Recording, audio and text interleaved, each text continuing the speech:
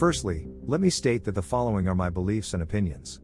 This topic is volatile, to say the least.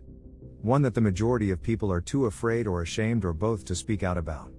I am not afraid to speak out at all. The devout Catholic sheep will be angered by my words, which will only strengthen the truth of what I am about to write. All mankind is entitled to their own individual opinions. There said, here lies my opinions and beliefs regarding the genocide of the Aboriginal nations of Canada. You are more than welcome to voice your opinion in the comment section at the end of this blog. All I ask is that you do so without vulgar words. The rumors we have heard all our lives are not rumors. The Catholic Church is full of pedophiles. We glorify this by continuing to practice medieval rituals and tithing more and more money to so-called temples and religious leaders.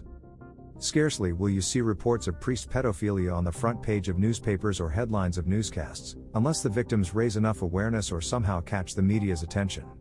Otherwise, said reports will be buried deep within the newspaper or a 30-second segment of the news broadcast. Or we disguise the sexual abuse within comedic jokes delivered via stand-up comedians and bad bar room jokes. We have made jest of and allowed this to go on for 21 years and counting. Who were the first organized crime syndicates? The original La Cosa Nostra? Think about it. It is obvious as the nose on your face. Our beloved churches. Why do they insist we keep politics and religion separate? A blind man can see the reason being is self-governing and self-penalization. How many times have we seen priests accused of pedophilia simply transferred to another parish and a fresh herd of sheep for the sexual deviant shepherds? Ask any person who has been an altar boy or, unfortunately, had to live in a Catholic institution or foster home. It is time we take these so-called men of God off their holier-than-thou pedestals. It is time we hold them accountable and enforce proper punishment for their actions. It is far past due. Way past. Considering we had absolutely no right to seize their lands, kidnap their children and punish them for speaking their native language. What makes a priest or nun so much holier than thou that they are not incarcerated for their crimes? Less than 1% of accused offenders actually serve jail time. The remaining 99.9% get relocated to another Catholic fortress of sins and offered up a fresh brood of innocent children to fulfill their perverse needs. Mind you, it is not always sexual perversions and childhood sex abuse. Often it is ungodly emotional abuse, which alone can destroy a person and sentence them to a lifetime of sorrows and a cascade of severe psychological complications. Or, even more often, physical abuse way beyond any attempts to justify such. I remember far too well the evil grins and snide remarks of the nun while administering their corporal judgment upon me. How do we apologize for the genocide of our Aboriginals? Does any amount of currency bring back the lost lives? My wife and children are Aboriginal. I am of Irish descent and I carry a shame upon my shoulders for simply having practiced Catholicism. Mind you, as a youth I had no choice. I learned at a young age that all religions are a farce, plagued with pagan rituals performed in defunct languages. Rich temples built with demanded tithes from the poorest of the poor. The majority of the 10 Commandments manipulated to allow religious leaders a life of riches and a carefree carte blanche lifestyle. Children disciplined with medieval instruments, such as the barber's strap upon the hands or buttocks. Or suffering the embarrassment of standing in a corner for hours with a hat pronouncing they were imbeciles.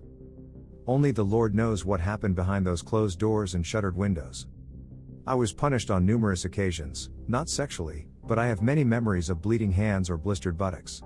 Of being placed in the old-style galvanized washtub full of ice cubes and water for wetting my pants. There lays no way whatsoever of righting this wrong. Nothing will bring back the poor souls murdered. How could we right any of the thousands of unjustifiable wrongs our society has and still has to this very day instilled upon the First Nation people of this once respected and beautiful country? Religion is nothing more than gangs living above the law, tax-free. Faith is within all of us. We do not need fancy temples to pray or practice our various faiths. Religion is not faith. Faith is not a religion.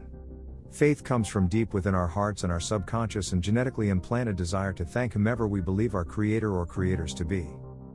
There are far more children's graves out there yet to be discovered. Remember, I tell you this. The 1,000+ discovered so far are but the tip of a gigantic iceberg. Eventually the iceberg will melt away and reveal all that was held frozen within. This iceberg is melting faster than a waxen statue in a burning cathedral. I do not believe the Canadian Catholic gang will accept the blame that will accompany the meltdown. As a whole, the Catholic congregation are a narcissistic bunch of naysayers.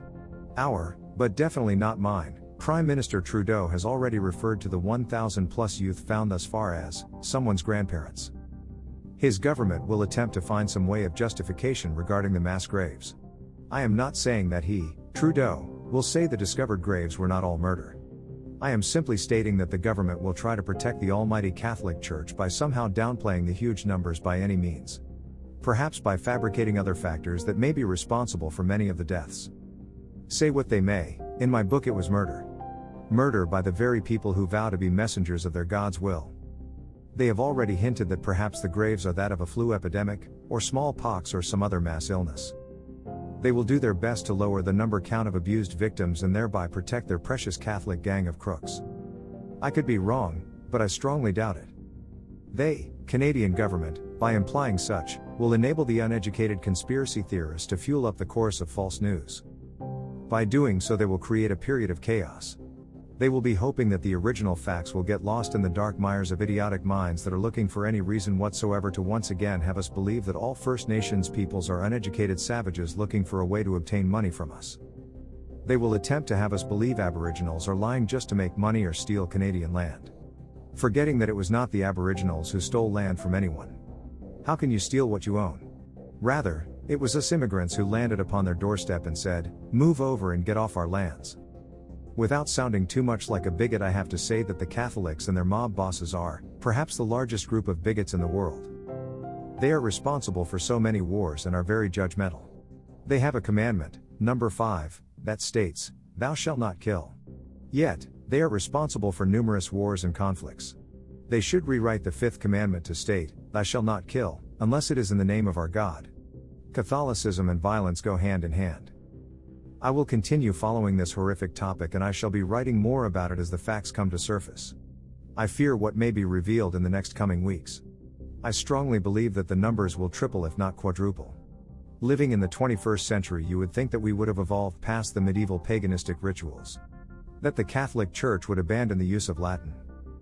The Church should realize that today's youth have little patience for such an outdated approach to faith and religion.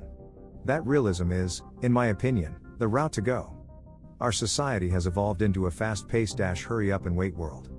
It has been common knowledge for decades the abuse and neglect the government has displayed to the First Nation peoples. Canada has gotten a rude awakening with the discovery of these graves. The government best prepare itself for the upcoming awakening this investigation will reveal. IT cannot be swept under the carpet as they have attempted to do with the ungodly amount of missing Indigenous women. For now, I would like to offer a sincere apology to First Nation Aboriginal peoples everywhere for the actions of my forefathers. I am embarrassed and truly heartbroken by all of this. I will write more as this tragic truth progresses. Until then, I remain, Dan. Just as I am. Children's lives matter.